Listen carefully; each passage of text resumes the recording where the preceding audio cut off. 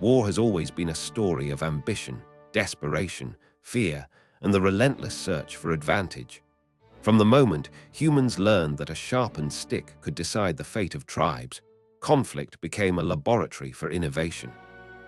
Every era believed it had found the ultimate weapon, the ultimate defense, the perfect strategy, only for the next generation to shatter such illusions. In the long arc of history, one truth remains constant. Nothing in war stays supreme for long. Weapons rise, they dominate, and then they are swept away by something faster, stronger, smarter. And behind every such innovation is not merely technology, but the imagination of the people who dared to think differently. This is the story of how warfare evolved not in myths or heroic tales, but in the harsh, unforgiving reality of human struggle. For centuries, the English longbow has stood at the center of legend. It is portrayed as the giant slayer, the weapon that humbled armored knights, the secret key to English victories during the 100 Years' War. But behind the myth lies a more complicated truth, one shaped not by a single weapon, but by discipline, logistics, terrain, and the unforgiving mathematics of war. The longbow was indeed powerful, but it did not rewrite physics, nor did it magically render armor obsolete. Its real power came from the human beings who used it, and what they were trained to endure. A longbowman was not simply a soldier. He was the product of decades of forced practice. English law required that boys as young as 7 spend hours every single week shooting arrows, pulling at bows so heavy they distorted their skeletons for life. Archaeologists examining medieval skeletons can identify archers instantly. Uneven shoulders, enlarged bone ridges where muscles had strained and grown for years, and joints worn from tens of thousands of shots. The weapon did not shape victory. The training did. The longbow itself was a deceptively simple piece of yew wood taller than the man who held it. Its draw weight, often over 120 pounds, made it impossible for the untrained to use effectively. But in the hands of a practiced archer, it could deliver a rain of arrows at frightening speed. Chroniclers wrote of volleys so dense they blotted out the sun, though such lines were poetic exaggeration. What the longbow truly delivered was not supernatural penetration, but relentless pressure on the battlefield, disruption, fear, and chaos. Legends tell us that longbow arrows pierced steel armor as if it were butter, but real medieval steel, especially that worn by elite knights, was far stronger than most imagine. Modern tests show that longbow arrows could penetrate mail and padding, and could slip through gaps in armor, but rarely punched through high-quality plate, except under ideal conditions at close range. And at battles like Agincourt, where the longbow's reputation reached mythic status, it was not armor penetration that broke the French. It was mud so deep it swallowed men. It was terrain so narrow it crushed formations. It was commanders arguing instead of leading. And it was the exhaustion of heavily armored knights, slogging across a churned field, under a storm of arrows they could not ignore. The longbow was a masterful weapon, but not a magical one. It was not the doom of armor. It was not the secret of English invincibility. Its real victory was in the way it forced enemies to react, in how it controlled space, in how it slowed, disrupted, and demoralized. The myth of the longbow suggests a single innovation changed the course of war. The truth is that innovation only works when paired with discipline, strategy, and the ruthless exploitation of environment. No weapon alone wins a war. But if the longbow bent the arc of medieval warfare, another innovation shattered it completely: gunpowder. It arrived not as a weapon of conquest, but as an accidental discovery in ancient China, where alchemists searched for immortality and instead found an explosive mixture that shortened life on the battlefield. The earliest recipes appeared during the Tang dynasty, mixtures of sulfur, charcoal, and nitrate that alchemists tested in pursuit of mythical elixirs. When these mixtures sparked, burned, and burst, the court realized they had found something far more dangerous than eternal life. They had discovered a revolution. Chinese engineers were the first to turn gunpowder into weapons. They built fire arrows, simple projectiles tipped with burning charges. They built thunderclap bombs, thrown by hand or launched from catapults, that shattered morale as much as flesh. They created early flamethrowers that belched burning oil across fortifications. And by the 13th century, they developed the fire lance, a spear containing a tube of gunpowder that expelled flames and shards of metal in a brief, terrifying blast. It was crude, unpredictable, and dangerous, but it was the ancestor of guns. Gunpowder traveled west along the Silk Road, carried by traders, warriors, and empires in motion. When it reached Europe, it arrived in a world defined by castles, armored knights, and medieval traditions of siege and battle. Gunpowder cared nothing for tradition. It made walls tremble, cracked stone towers, and rendered the armored knight increasingly vulnerable. Early European cannons, thick, awkward tubes of forged iron, were unreliable, often exploding and killing their crews. But when they worked with devastating effect. A century earlier, the strongest castle might resist siege for months. Now, a well-placed cannon could breach walls in days. Gunpowder changed what power meant. The knightly elite, who for centuries defined warfare by personal prowess and exceptional armor, found themselves facing a new reality where discipline, formations, and firepower mattered more than lineage or individual skill.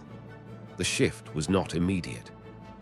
Knights continued to ride into battle for generations, and armor reached its peak of refinement in response.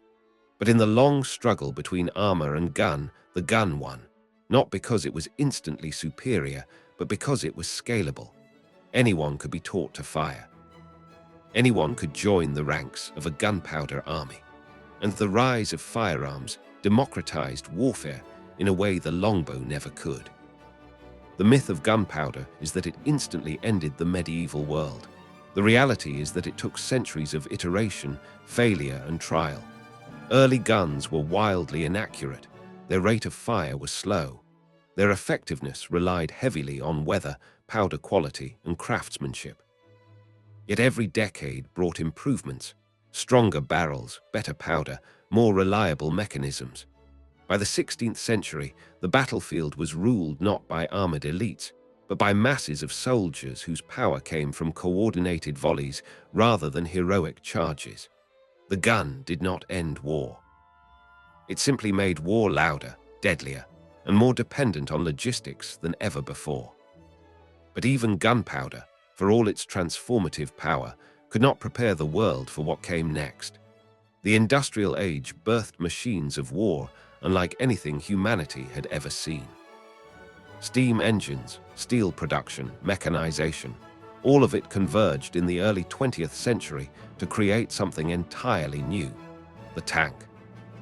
And yet the myth of the early tank is one of unstoppable steel monsters that rolled across the trenches of World War I and broke the stalemate with raw mechanical might. The truth is far more complex, far more human, and far more tragic. The first tanks were not mighty beasts. They were fragile, suffocating metal boxes filled with exhausted crews who endured heat, fumes, and constant mechanical breakdowns. They moved slower than a walking man.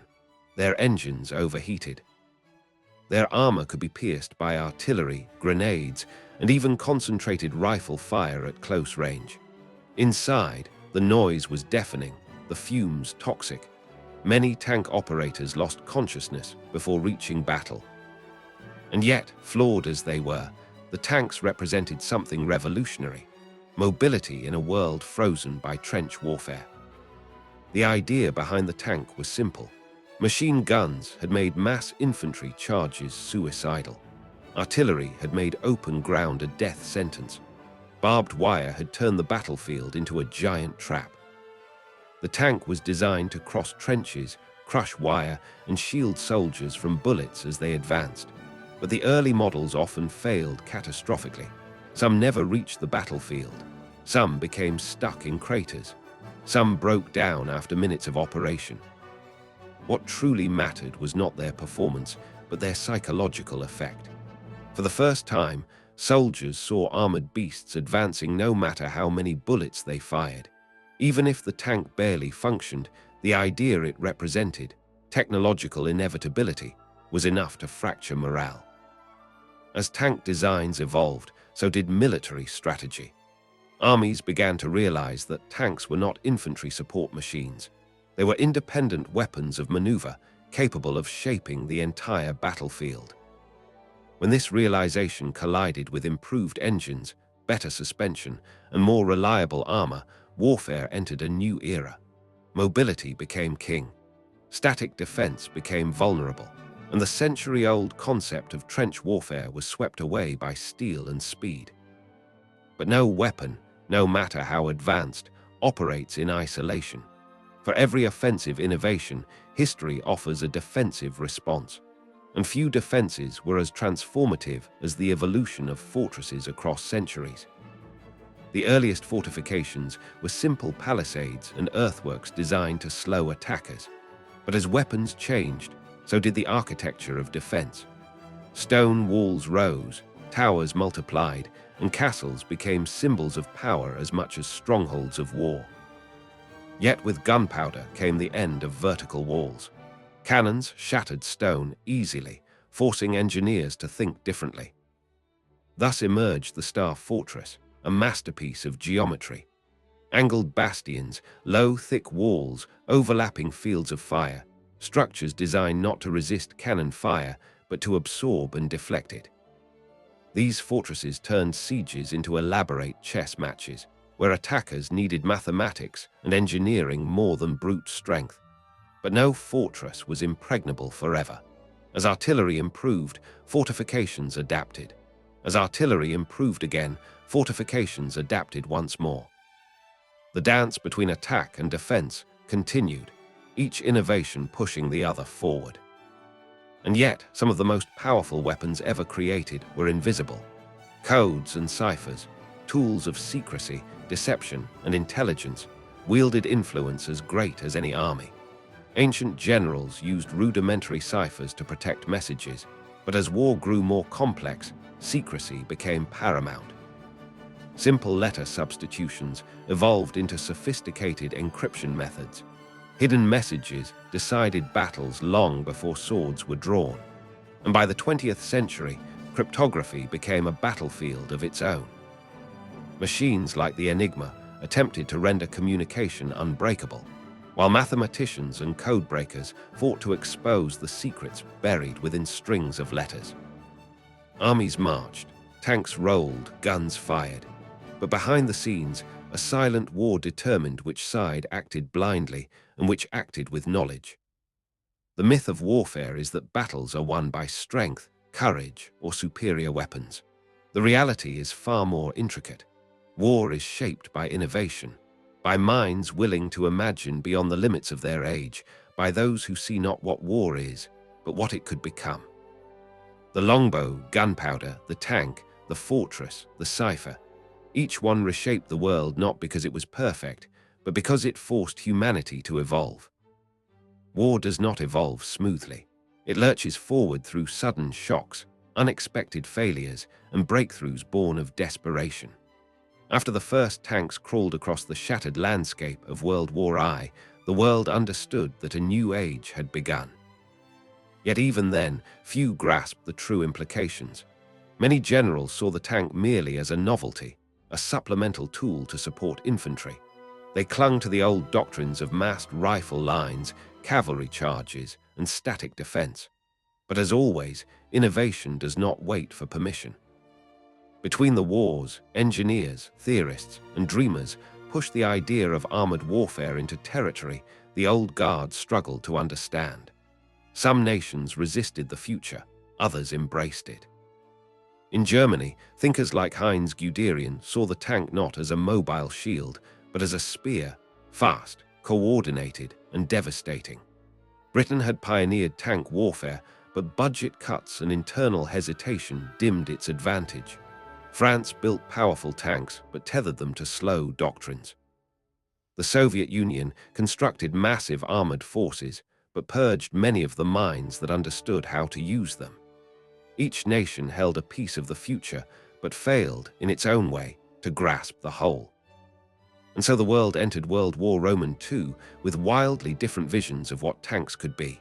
At first, speed and coordination determined victory more than sheer firepower.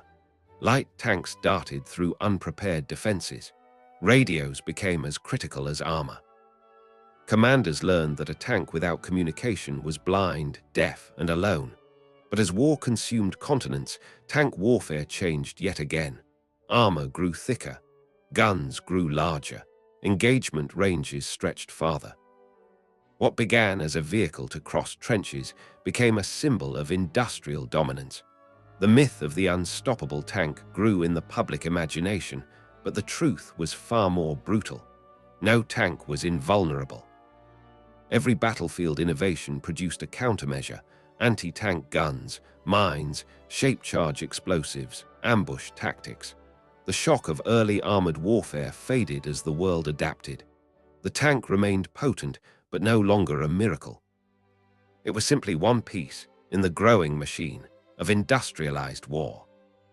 Just as tanks reshaped movement on land, the evolution of fortresses reflected humanity's attempt to resist the changing tides.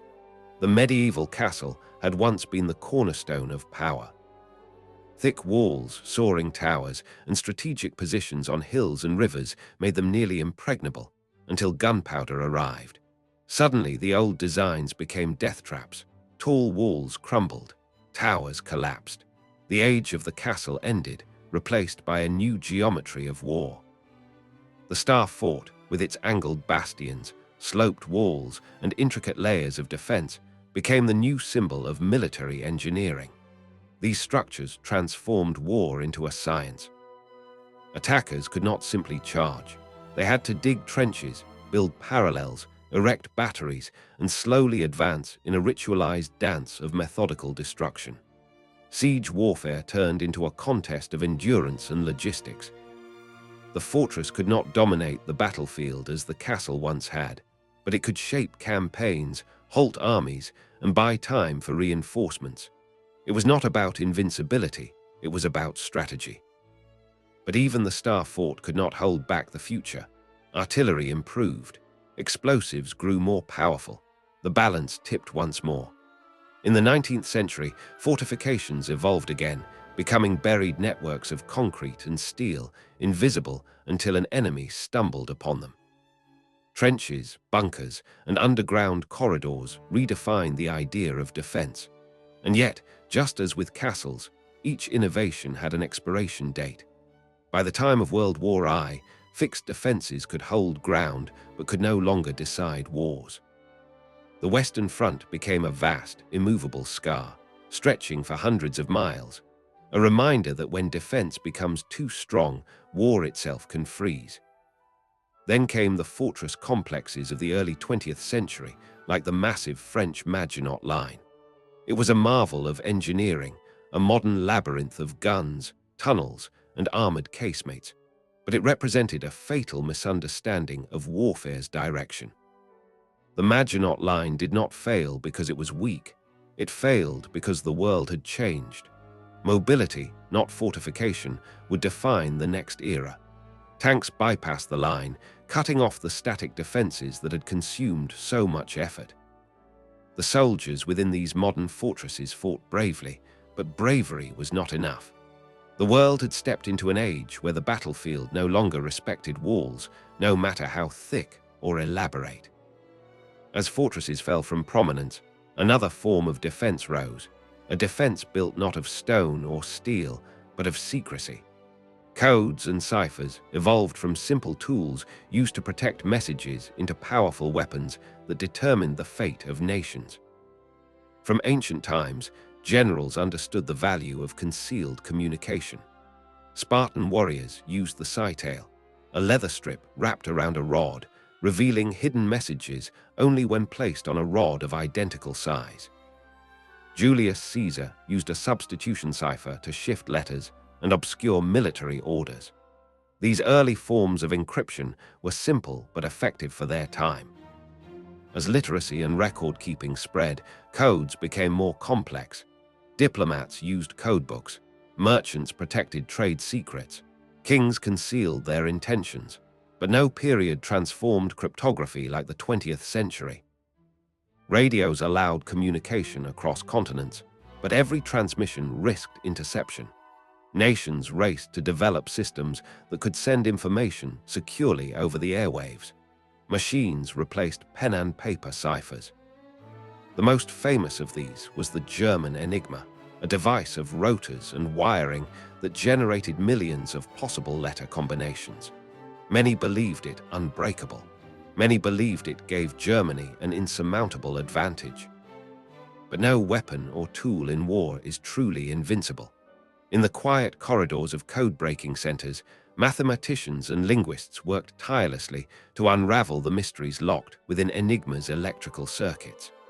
Bletchley Park became one of the most important secret battlefields of the war. While soldiers clashed in deserts, jungles, and snow-covered fields, the war of intelligence raged behind closed doors. When the codebreakers succeeded, through brilliance, daring, and sheer human persistence, they illuminated the battlefield, exposing convoys, revealing troop movements, and undermining enemy strategies. Their victory was silent but decisive, yet their work did not end war. It simply changed it. Cryptography continued evolving after the war, moving from mechanical devices to electronic systems, then to computer algorithms capable of generating complexity beyond human comprehension. The modern battlefield is now shaped by digital codes, secure networks, and encryption that shields communication from prying eyes. In a world where information moves faster than bullets, the ability to hide or reveal the truth can matter more than any fortress or tank. And the struggle between secrecy and exposure continues, as relentless and adaptive as war itself. But these innovations, bows, gunpowder, tanks, fortresses, ciphers, are not isolated chapters. They are part of a larger story, a constant interplay between offense and defense, between imagination and adaptation. The longbow forced armies to rethink armor. Gunpowder forced them to rethink fortifications. Tanks forced them to rethink mobility. Codes forced them to rethink intelligence. Each innovation reshaped the battlefield, but only temporarily. For every advancement, a counter-advancement followed. It is a pattern as old as conflict itself. Sometimes innovations emerged from brilliance, sometimes from necessity, sometimes from pure chance, but always they emerged from human minds confronting the harsh reality of survival. And for every innovation remembered in history, countless others were forgotten.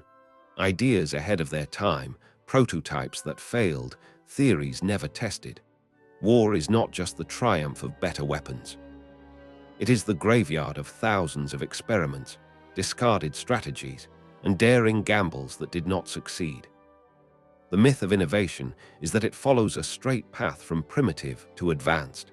The truth is that innovation is chaotic. It leaps, stumbles, and changes direction without warning. The longbow coexisted with early firearms for generations.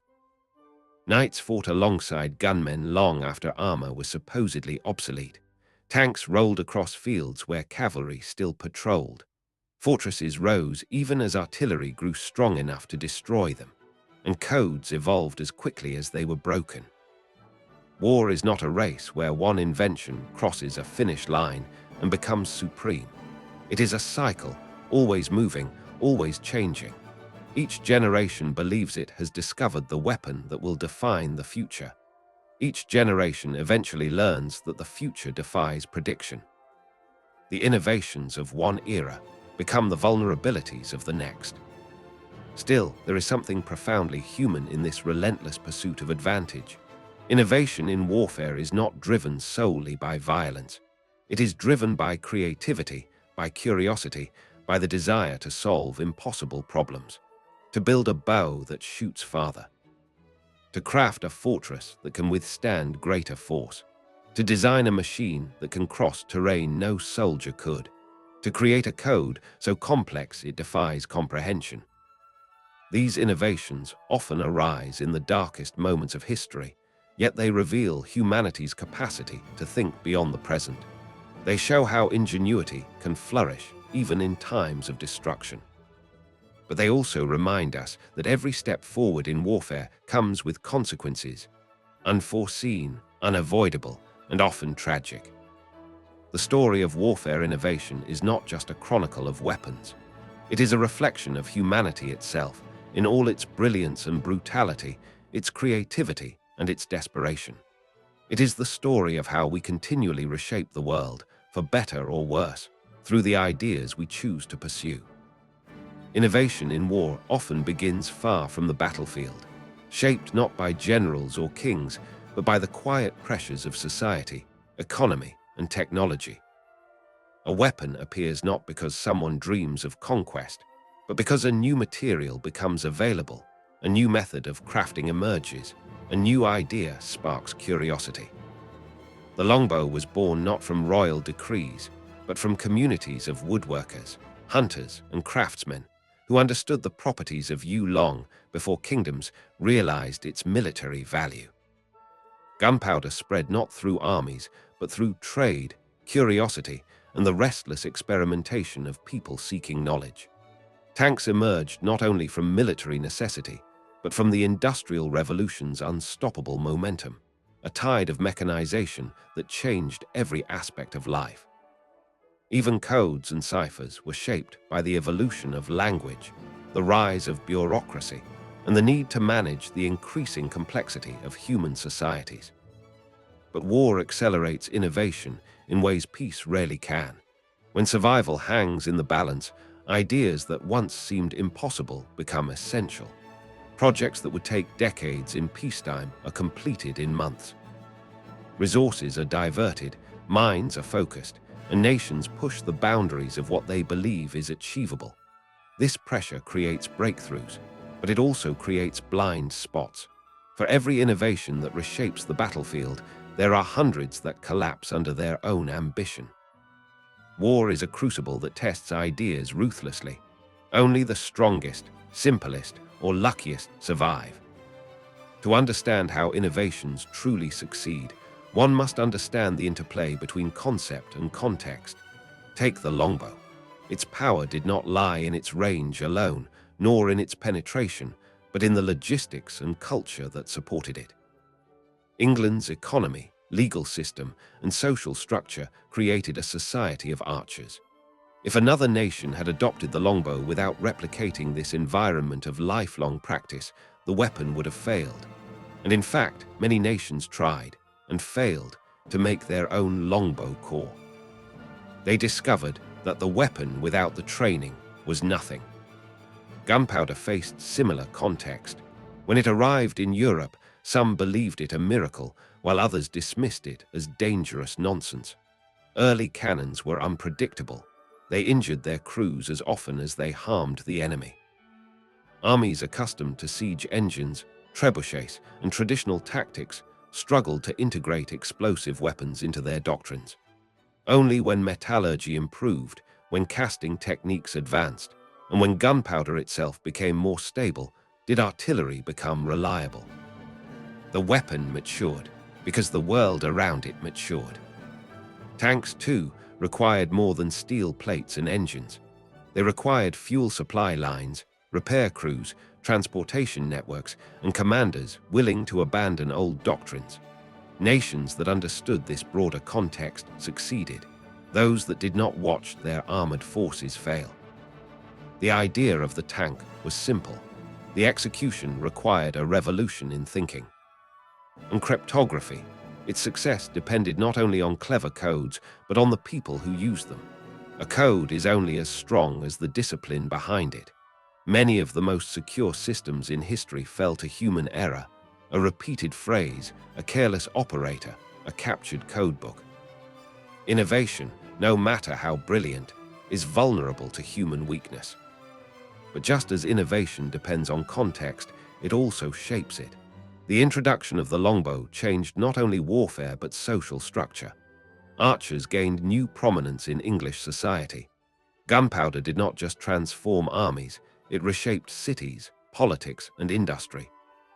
The rise of artillery forced nations to reconsider how they built their capitals, where they placed their arsenals, how they taxed their people, and how they conducted diplomacy.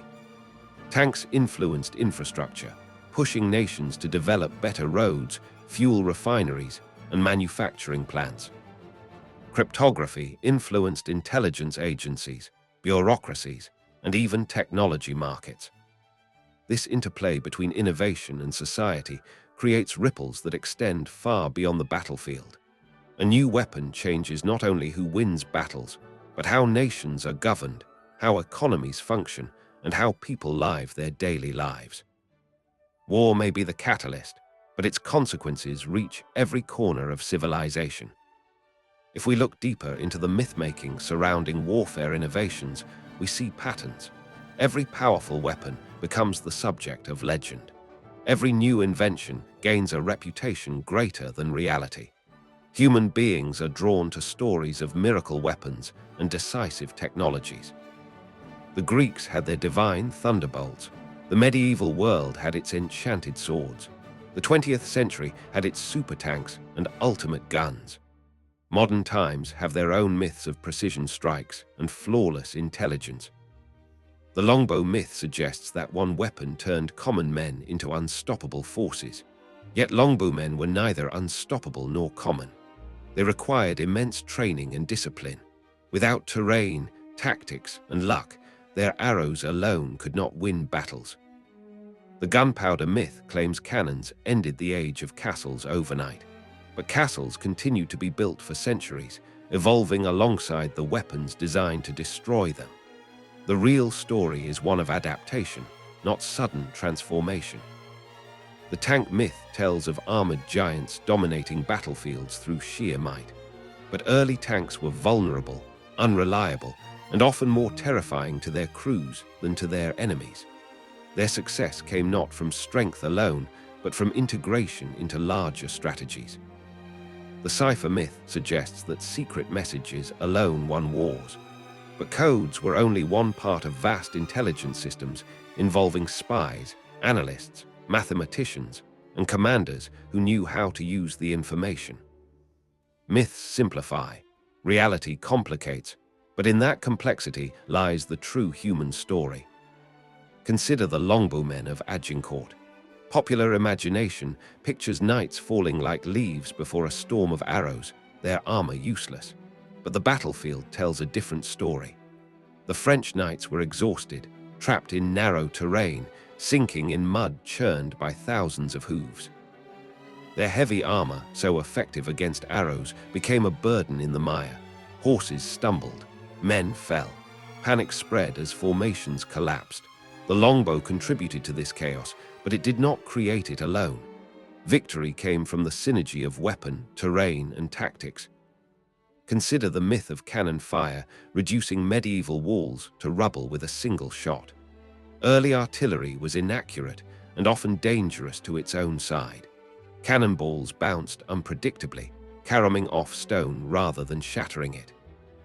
Only sustained bombardment, careful engineering, and strategic planning could bring down a fortress. The transition from medieval to early modern warfare was gradual, not instantaneous. Consider the myth of Blitzkrieg, the lightning war. Tanks racing across Europe, unstoppable, invincible. Yet Blitzkrieg was not about tanks alone. It was a combination of radio communication, air support, logistics, and strategic doctrine. And even then, its success depended on opponents who were unprepared for such tactics. When opponents adapted, and when German fuel supplies dwindled, Blitzkrieg faltered. Consider the myth of unbreakable codes. Every code in history has eventually been broken or replaced. Human ingenuity ensures that no system remains secure forever. Even the famous Enigma, once believed unbreakable, fell not through brute force, but through the combined efforts of mathematicians, defectors, captured equipment, and pattern analysis. The war of intelligence was not a contest of machines alone, but of minds. Myths are comforting. They give us heroes, villains, and moments of decisive clarity. But war rarely offers clarity. It is shaped by thousands of decisions, often made in confusion or desperation. Innovation is only one thread in a vast tapestry. To understand the true history of warfare innovations, we must understand not just the weapons themselves, but the environments in which they emerged. The longbow thrived in a society that trained its archers from childhood. Gunpowder thrived in a world that had mastered metalworking and trade networks. Tanks thrived in an industrial age that could build engines, tracks, and armor plates. Ciphers thrived in bureaucracies that needed secure communication and had the literacy to support it. Without these contexts, these innovations would have remained curiosities, forgotten or misunderstood. But even within the right context, innovation requires vision. Someone must see beyond the limits of their time. Someone must imagine the impossible. The longbow required leaders who believed common men could become elite warriors. Gunpowder required engineers willing to risk explosions to refine their craft. Tanks required designers who looked at tractors and imagined war machines.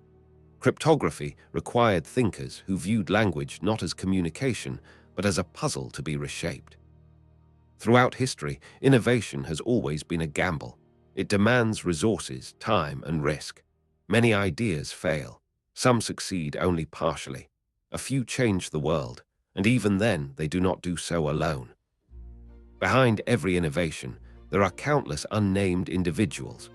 Blacksmiths who forge parts, carpenters who shape bows, miners who extract ore, mathematicians who scribble equations late into the night, soldiers who test prototypes in dangerous conditions, messengers who carry blueprints on horseback, merchants who transport materials across continents. These people rarely appear in history books, yet they are as essential as the inventors and generals who claim the spotlight. War is often portrayed as the realm of heroes and tyrants, of grand strategies and iconic weapons. But it is built on the labor of thousands, the decisions of many, and the innovations of minds working far from the battlefield. The longbowman loosing arrows in the mud of Agincourt is connected to the bowyer who shaped his weapon years before.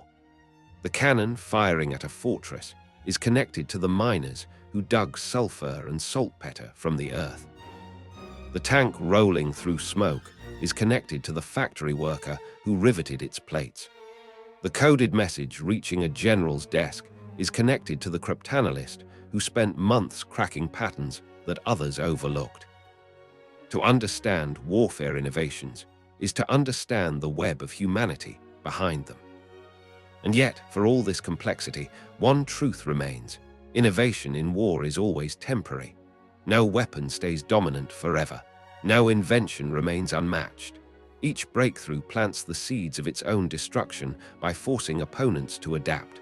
The longbow led to improved armor. Gunpowder led to star forts.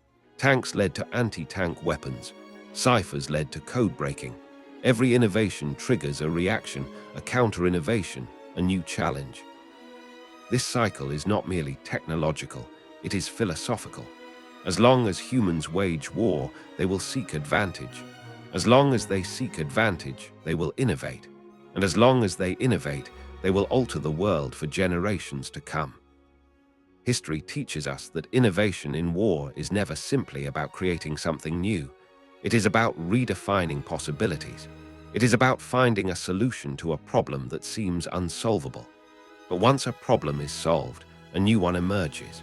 Every breakthrough exposes a weakness. Every advantage inspires a counter.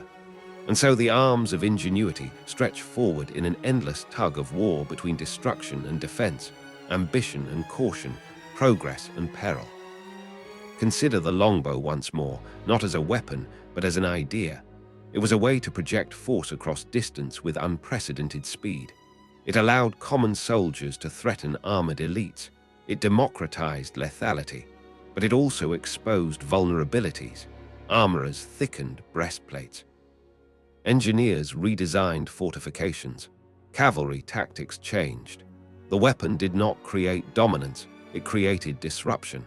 And disruption, not destruction, is often the true measure of innovation. When gunpowder emerged, it too did not immediately dominate. It entered a world of castles, knights, and traditions that stretched back centuries. Yet slowly, quietly, it undermined them. A single cannon could not reduce a fortress, but the idea of artillery reshaped military thinking. The mere possibility of bombardment forced architects to redesign walls, forced commanders to rethink strategies, forced rulers to invest in new technologies. Gunpowder was not just an explosive, it was a catalyst for systemic change. Tanks followed the same pattern. Their first appearances were clumsy, unreliable, and limited, but they inspired fear, curiosity, and new possibilities. Armies watched closely. Engineers experimented relentlessly. The idea of armored mobility infected military doctrine, even among those who doubted it. Over time, tanks evolved from experimental beasts to integral components of modern warfare. But their power lay not in their armor or guns. It lay in how they forced opponents to adapt. Anti-tank rifles, shaped charges, armored divisions, new tactics. Innovation begets innovation. War becomes a race not of speed, but of imagination. The evolution of fortresses reveals this cycle in its purest form. Every wall invites a weapon to break it. Every weapon inspires a wall to resist it. It is a conversation across centuries between builders and destroyers, each pushing the other toward new horizons. Whispering gallery walls, angled bastions, star-shaped citadels, buried bunkers, each reflects a response to some emerging threat. Fortresses did not disappear because they failed. They disappeared because war outgrew them. Mobility, air power, and new technologies made fixed defense less relevant. But for centuries, fortresses defined the shape of nations. Their shadows remain on maps even today. Codes and ciphers tell another side of this story. While weapons clashed in the open, another battle unfolded in secrecy. Innovation in communication became innovation in concealment. Across millennia, humans crafted increasingly complex ways to protect their messages. Every time a code was broken, a new one rose. Every breakthrough in encryption inspired new methods of analysis. And behind every cipher was a human mind trying to outthink another. This was innovation reduced to its essence, pure intellect struggling for advantage. But innovation in war is not only born from technological progress. It emerges from necessity, desperation, even fear.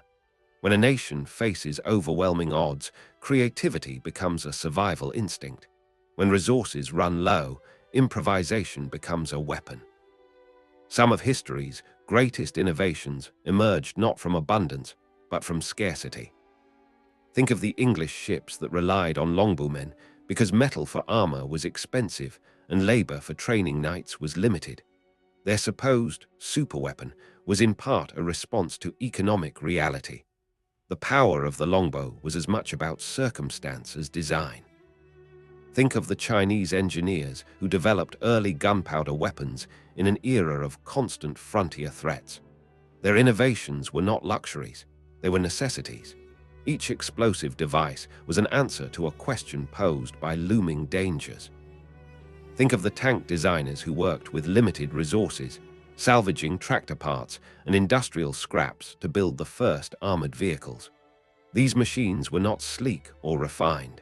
They were crude, desperate attempts to break the stalemate of the trenches. But their desperation was precisely what made them revolutionary. Think of code breakers laboring through sleepless nights, not for glory, but because a single intercepted message might save lives or prevent disaster. Their innovations were driven not by ambition, but by the crushing weight of war. In every era, innovation emerges where pressure is greatest, where stakes are highest, where imagination meets urgency. And yet, innovation also brings consequences. Every new weapon reshapes the moral landscape of war. The longbow allowed armies to kill from afar, breaking the old codes of chivalry. Gunpowder turned battles into deafening storms of smoke and shrapnel. Tanks made it possible to traverse trenches that once formed natural limits on killing. Cryptography introduced a world in which deception became not just a tactic, but a science. With each innovation, war became more impersonal. A longbowman could slay an armored knight without meeting face to face. A cannon crew could demolish a fortress without crossing the moat. A tank commander could crush trenches without seeing the soldiers below. A cryptanalyst could influence battles from hundreds of miles away, never touching a weapon. Innovation distances the individual from the act of violence. The battlefield becomes a place where machines clash, where codes decide outcomes, where strategies unfold in offices far removed from the blood and chaos. This detachment shapes how societies view war, how soldiers experience it, and how history remembers it. But even as innovation distances, it also connects. The bowyer shaping yew wood is connected to the archer firing arrows. The miner shaping saltpeter is connected to the cannons that roar on distant fields. The engineer designing armor plates is connected to the tank rumbling through smoke. The mathematician cracking ciphers is connected to the soldiers whose lives depend on her work. Innovation creates networks of dependence, binding people together across continents and centuries. This interconnectedness becomes even more apparent when innovations collide. The longbow might seem unrelated to gunpowder, yet the decline of one enabled the rise of the other. Gunpowder artillery forced fortresses underground, which in turn influenced how armies moved and how battles were planned. Tanks transformed mobility, which forced cryptographers to develop faster communication methods. One innovation alters the terrain upon which the next must operate. This chain continues into the modern era. The innovations of the past have shaped the world in ways their creators could never have foreseen. The longbow's emphasis on training and discipline influenced military culture long after its shafts stopped darkening the skies. Gunpowder revolutionized not only war but mining, construction, and industry. Tanks influenced not only battles but the design of roads, cities, and factories. Cryptography helped give birth to computers, the digital world, and technologies that now shape every aspect of life. When we trace the path of warfare innovation, we are tracing the path of civilization itself. Yet war has never been driven solely by the desire to innovate. It is driven by fear, by ambition, by the belief that one's survival depends on outthinking or overpowering the enemy. Innovation becomes a tool, a weapon in its own right. But as each innovation rises, so too does the moral question: what are we becoming? When English archers were praised for their skill, no one asked whether the longbow made killing too easy. When gunpowder spread across continents, few questioned the transformation of warfare into mechanized slaughter. When tanks rolled into battle, many celebrated their power without considering the devastation they brought. When cryptography enabled armies to act with precision, few contemplated the consequences of removing uncertainty from the battlefield. Innovation brings victory, but it also brings escalation. Each new advancement inspires fear in others. Each new weapon becomes a justification for counter-weapons. The cycle intensifies. Boundaries blur. Strategies shift. What was once impossible becomes normal. And humanity adjusts, often without realizing what has been lost along the way. Still, innovation does not only magnify destruction, it also saves lives. Better armor protects soldiers. Better fortifications shield civilians. Better communication prevents ambushes and reduces confusion. Better intelligence averts disasters before they unfold. The story of warfare innovation is not solely one of blood and ruin. It is also one of protection, preservation, and survival. Consider the Star Fort. Though built for war, it often prevented war by deterring siege. Consider the tank. Its arrival reduced the horrific attrition of trench warfare. Consider cryptography. Its breakthroughs ended battles sooner, saved convoys from ambush, and protected nations from invasion. These innovations were not merely instruments of harm, they were shields against chaos. In this duality lies the truth of innovation. It is neither good nor evil. It is a force shaped by the intentions and circumstances of those who wield it. The same longbow that felled knights fed families through hunting. The same gunpowder used in cannons was used for fireworks celebrating peace. The same engines that powered tanks powered tractors. The same computing principles that cracked ciphers gave rise to modern technology. Innovation transcends war even as it emerges from it. But to fully grasp the real history of warfare innovations, we must look beyond weapons and tactics. We must look at the human cost. Innovation often outpaces morality. It demands decisions from leaders who may not understand its consequences. It places immense burdens on soldiers who must wield tools they barely comprehend. It transforms societies faster than they can adapt. The longbow created generations of archers whose bodies were shaped and often broken by training. Gunpowder devastated cities and reshaped landscapes. Tanks required massive industrial efforts that strained national economies. Cryptography demanded secrecy that isolated brilliant minds and shrouded their achievements from recognition. Innovation elevates humanity, but also burdens it. Yet even with these burdens, innovation continues. It must, for war is as old as humanity, and the quest for advantage is woven into the fabric of survival. To stop innovating would be to accept defeat, to surrender initiative, to risk annihilation. Every nation fears falling behind. Every commander fears facing an enemy with superior tools. The cycle persists not because humans crave destruction, but because they fear vulnerability. And so, throughout history, innovation has surged forward, relentless and unyielding. The longbowman drawing his bow at Agincourt, the cannon crew lighting a fuse outside a castle wall, the tank crew bracing inside a steel giant groaning across the battlefield, the cryptanalyst leaning over a desk as numbers and letters dance across a page. All are part of the same story. All are participants in the same struggle. All are testaments to human creativity under pressure. As we move closer to the present, the pace of innovation accelerates. What once took centuries now takes decades, years, or even months. The story of warfare becomes not a sequence of eras, but a blur of constant transformation. And the lessons of the longbow, gunpowder, tanks, fortresses, and ciphers remain as relevant as ever. For the real history of warfare innovations is not about weapons. It is about adaptation, about imagination, about the willingness to confront the unknown and reshape the world in the process. And as long as humanity exists, that story will continue. As the modern age approached, the relationship between innovation and warfare became more entangled than ever.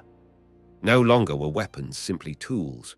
They were symbols of national identity, embodiments of industrial power, and reflections of technological ambition. The pace of discovery quickened, driven by scientific breakthroughs and global tensions that pushed nations to prepare for conflicts they hoped would never come. Yet even as innovation surged, the same principles that governed ancient warfare still applied. Every new invention created opportunity and vulnerability. Every strength revealed a weakness. Every advantage was fleeting. The transition from industrial warfare to the early digital age was not a clean break, but a gradual blending of worlds. Tanks, aircraft, artillery, and naval vessels grew more sophisticated, but they still depended on principles that stretched back centuries: mobility, protection, firepower, and communication. And beneath the surface of this machinery, codes and ciphers quietly shaped strategy. Messages encrypted by machines were transmitted across continents, guiding fleets, directing armies, coordinating production. The battlefield expanded far beyond trenches and firing lines. Wars were now fought by factories, by mathematicians, by scientists in secret laboratories, and by analysts deciphering intercepted transmissions. Innovation increasingly demanded collaboration.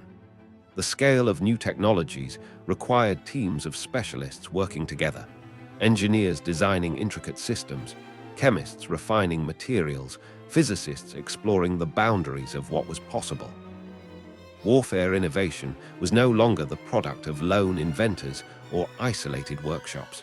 It became the domain of nations and institutions. Laboratories replaced forges. Universities partnered with governments. Corporations supplied materials once crafted by hand. This shift marked a new era in which war and science became inseparable. Yet even as innovation evolved, the ancient pattern remained.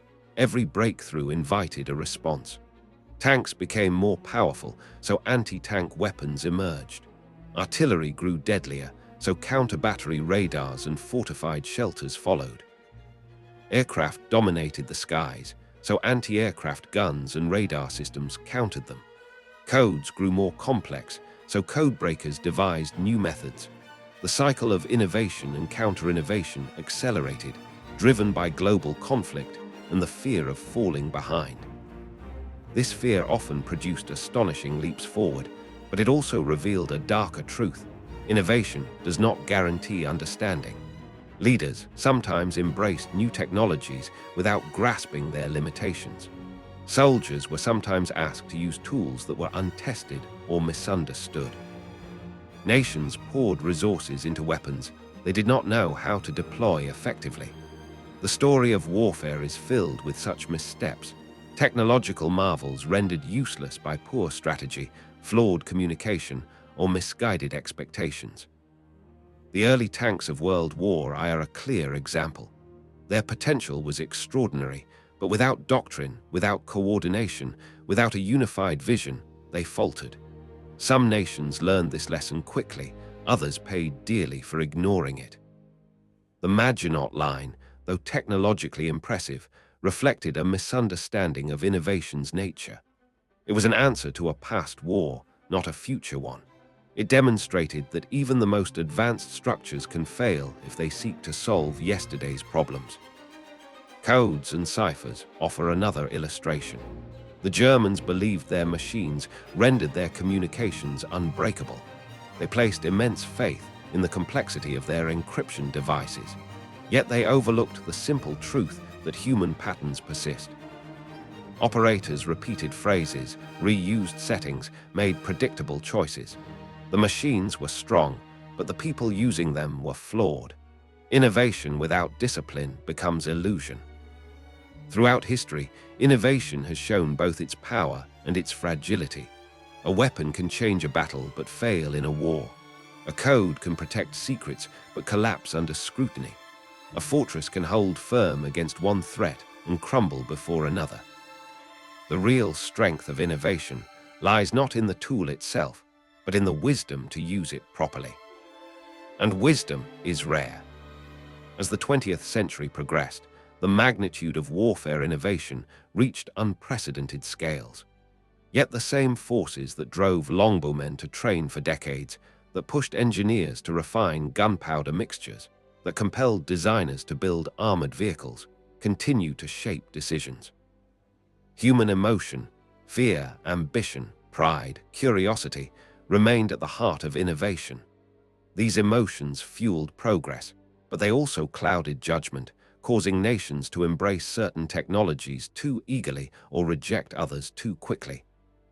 But perhaps the greatest lesson of warfare innovation is that it never exists in isolation. The longbow depended on training. Gunpowder depended on supply chains. Tanks depended on fuel and manufacturing. Ciphers depended on intelligence networks. Innovation is not a single spark, but a constellation of supporting elements, each necessary for the weapon to fulfill its purpose. A tank without fuel is a bunker. A cannon without powder is a metal tube. A cipher without secrecy is meaningless. A bow without an archer is a piece of wood. Innovation is only as powerful as the system behind it. This interconnectedness became more evident as the world experienced global conflict on a scale unimaginable in earlier centuries. The Second World War was not merely a battle of armies, but a battle of industries, logistics, science, and communication. The tank battles of North Africa depended on fuel shipments vulnerable to submarine attacks. The artillery duels on the Eastern Front depended on factories thousands of miles from the battlefield. The cryptographic victories at Bletchley Park depended on mathematicians far removed from the front lines. The war was a web of innovation, each thread influencing countless others. Yet even as the war revealed the power of innovation, it also exposed its limits. No matter how advanced a weapon became, no matter how intricate a code system was, human error remained a constant. Misjudgments, misunderstandings, and miscalculations shaped outcomes as surely as any machine. Innovation could alter the battlefield, but it could not eliminate uncertainty. It could not erase the chaotic nature of war. After the World Wars, the relationship between innovation and warfare entered a new phase. The rapid growth of technology, the rise of digital communication, and the advent of computers transformed how nations prepared for conflict. Yet the same themes persisted. Weapons grew more complex, so understanding them became more difficult. Communication became faster, so securing it became more urgent. Machines grew more autonomous, so human oversight became more critical. Innovation offered new capabilities, but also introduced new vulnerabilities. The lessons of the longbow still echoed. Skill mattered, training mattered, understanding mattered. The lessons of gunpowder still echoed. Power required control. Precision required discipline. The lessons of the tank still echoed. Innovation required doctrine. Machines required strategy. The lessons of the fortress still echoed. Defense required adaptation. Strength required flexibility. The lessons of cryptography still echoed. Secrets required vigilance. Complexity required clarity. In reflecting on the story of warfare innovations, one must also confront the uncomfortable truth that human creativity is often most visible in moments of conflict. It is in war that societies commit immense resources to solving problems rapidly. It is in war that scientists, engineers, and thinkers are granted freedom, sometimes too much freedom, to push boundaries. And it is in war that ideas once considered impossible become reality. But this story is not one of celebration. It is one of understanding. For if innovation is born in conflict, it should be understood in peace. The longbow teaches us about discipline and preparation. Gunpowder teaches us about transformation and unintended consequences. Tanks teach us about adaptation and doctrine. Fortresses teach us about the balance between offense and defense. Codes teach us about secrecy, communication, and the power of intellect. These lessons are not confined to the past. They are relevant to the present and future. As technology continues to evolve, new innovations will emerge that reshape the battlefield yet again. Autonomous weapons, cyber warfare, quantum computing, artificial intelligence. Each of these developments will follow the same pattern of promise and peril. Each will create opportunities and vulnerabilities. Each will demand new understanding, new doctrine, new wisdom. And yet, beneath these advancements, the human element remains unchanged. Fear will drive nations to adopt new technologies. Ambition will push them to refine those technologies beyond safe limits. Curiosity will lead individuals to explore new possibilities. Pride will encourage leaders to trust too much in untested innovations. Wisdom, perhaps, will remind a few to look to the past for guidance. The story of warfare innovation is not a story of machines. It is a story of humanity grappling with its own potential. It is a story of creativity in the face of danger, of adaptation in the face of challenge, of resilience in the face of uncertainty. It shows us what we can achieve when pressured, but also what we risk losing when we forget the consequences of our achievements.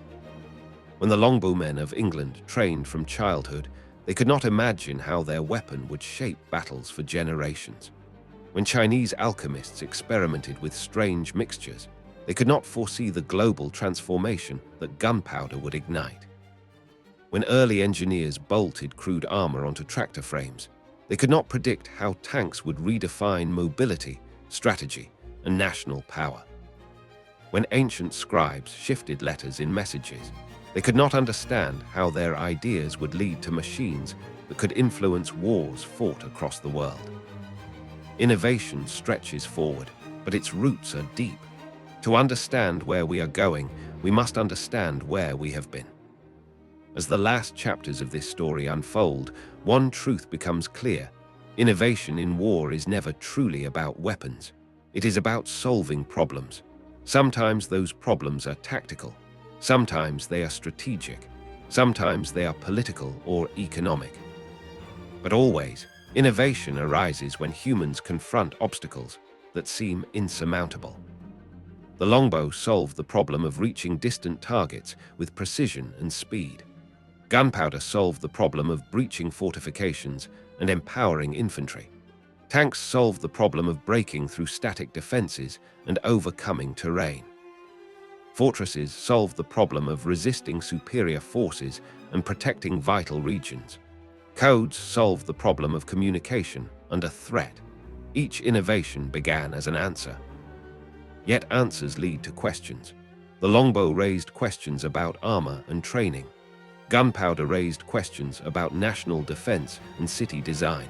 Tanks raised questions about logistics and command. Fortresses raised questions about mobility and strategy. Codes raised questions about trust and secrecy. This endless chain of questions and answers forms the true history of warfare innovation. Today, as modern societies grapple with new forms of conflict, digital attacks, misinformation campaigns, weapons that operate beyond human control, the lessons of the past remain vital. Innovation gives power, but it also demands responsibility. Understanding that responsibility is perhaps the most important lesson of all. For in the end, the story of warfare innovation is not a story of domination. It is a story of transformation. It shows how humanity evolves under pressure, how creativity flourishes in adversity, how knowledge expands when confronted by necessity.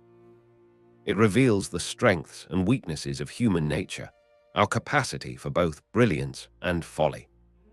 And above all, it reminds us that while weapons may shape history, it is people who shape weapons.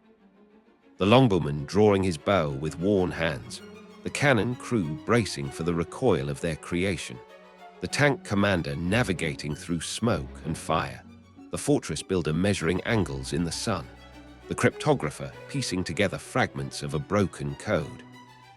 All of them are innovators, each contributing to a story far bigger than themselves. Innovation defines war, but more importantly, it defines us. As we step back from the clash of bows and cannons, from the iron tracks of tanks and the silent war of codes, one final truth remains. Every weapon we have seen, every fortress, every cipher, began as an idea in someone's mind. A question, a problem, a fear, a hope. The story of warfare innovation is not just the story of destruction, but of how far human imagination is willing to go when confronted with the unknown. We have followed the arc from the longbow to gunpowder, from stone walls to star-shaped fortresses, from roaring engines of steel to invisible battles fought in numbers and letters. And yet, even now, the pattern continues. New tools are being created, new doctrines are being written. New kinds of battlefields are emerging, some you can see, others you cannot. The question we are left with is not what comes next, but what will we do with what comes next? Because in the end, the inventions themselves are not responsible for the world they create. We are. The same mind that designs a weapon can also design a cure. The same drive that refines a cannon can refine a bridge. The same intelligence that cracks a code can unlock mysteries of the universe. Innovation does not care how it is used. That choice is always ours. If this journey through the real history of warfare innovations has made you think a little differently about the past, and maybe about the future, then this story has done its job. I'm Hiss Tory, and this is my documentary. If you enjoyed this documentary, please consider liking this video and subscribing to Hiss Tory, as it helps a lot in creating this kind of stories. And it tells the mysterious gods of the algorithm that these long, slow, thoughtful dives into history are still worth making. Let me know in the comments which chapter stayed with you the most. Was it the archers bending wood and will into a weapon that shaped empires? The thunder of early cannons tearing down the age of castles? The first lumbering tanks crawling out of the mud? The silent war of codes and ciphers? Or the realization that every superweapon is, in the end, only temporary? Your thoughts, your questions, your criticisms, they don't just help the channel, they help decide where we go next. If you want to see more stories like this, from forgotten battles to secret projects, from vanished civilizations to the strange turning points that almost changed everything, make sure you're subscribed to Hiss Tory and have notifications on, so you don't miss what's coming. Thank you for watching, for listening, and for giving your time to a slower kind of storytelling. Until the next story, remember, weapons change, wars change, but the choices we make with the power we create, that is the part of history still being written. And you are part of it.